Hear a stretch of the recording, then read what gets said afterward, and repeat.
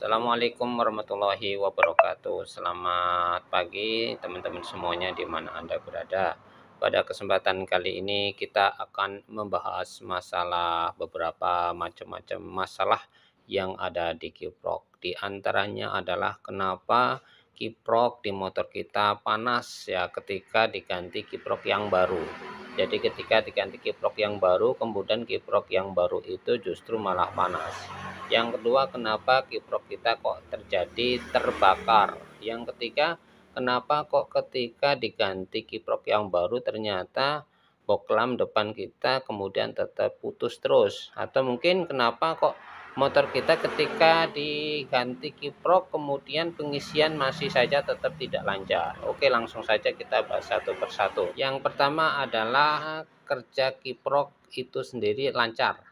Ya, diantaranya adalah kerjanya sebagai pengisian, kemudian sebagai penahan lampu itu menjadi lancar.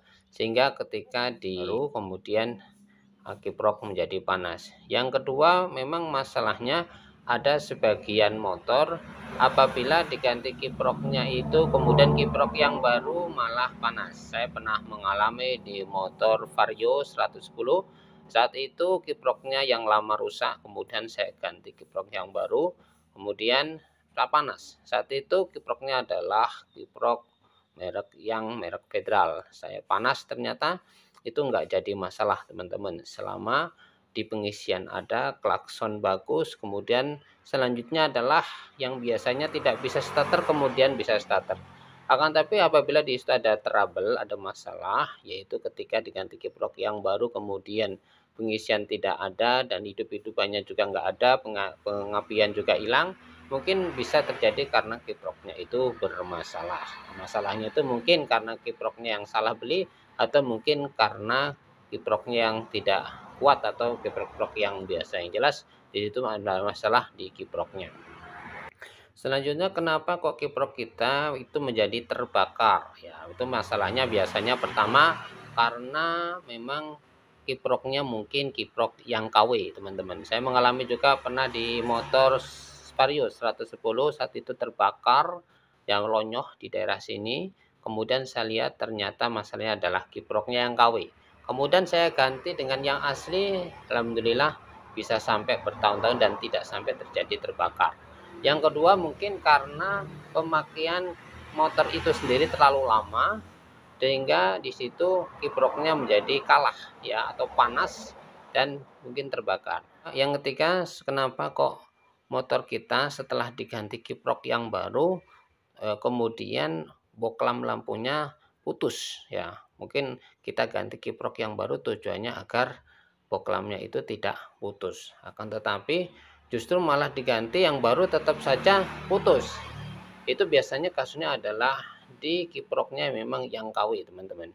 Saya pernah mengalami saat itu adalah saya ganti motor Vega ZR. Ya, Vega ZR kasusnya adalah bohlamnya sering terjadi putus. Kemudian saya ganti yang baru, akan tetapi kiprok yang baru itu yang KW yang biasa. Kemudian ternyata hanya bertahan 1 minggu. 1 minggu bohlamnya putus lagi. Ganti lagi sama 1 minggu putus lagi. Kemudian saya belikan dengan kiprok yang asli. Saat itu alhamdulillah setelah ganti yang asli, bohlam tidak terjadi putus-putus kembali. Selanjutnya, kenapa ketika diganti kiprok yang baru ternyata pengisian akinya masih normal, masih enggak normal. Ya, masih enggak normal. Artinya setelah diganti kiprok tetap saja tidak bisa dibuat starter. Ya, padahal di situ akinya baru, akinya bagus ya. Mungkin itu karena kiproknya teman-teman yang memang sudah ya kurang bagus teman-teman ya. Jadi teman-teman mungkin bisa dicarikan dengan kiprok yang lebih bagus lagi, atau mungkin diganti kiprok tiger, karena di situ tiger dia pengisiannya bisa banyak ya, sehingga pengisian yang ada di aki itu cepat banyak dan tentunya di situ nanti bisa dibuat starter. Saya pernah mengalami di motor Grand juga sama kasusnya.